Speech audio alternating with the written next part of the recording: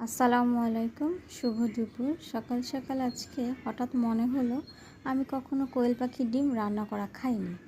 তো মনে চাইলো যেই কাজ শুরু করে দিলাম।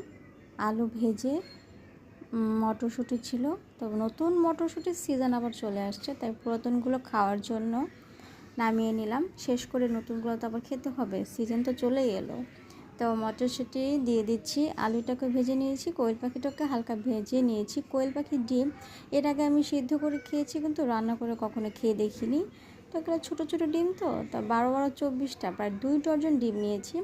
ভালো করে রান্না করে খেয়ে আজকে জানাবো আপনাদেরকে এটা খেতে কেমন হয়।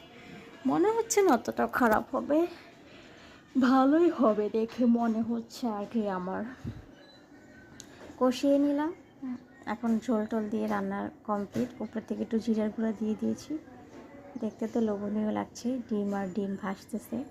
ইনশাল্লাহ খেয়ে আপনাদেরকে অবশ্যই জানাবো কেমন খেতে। আর আপনারা কি খেয়েছেন?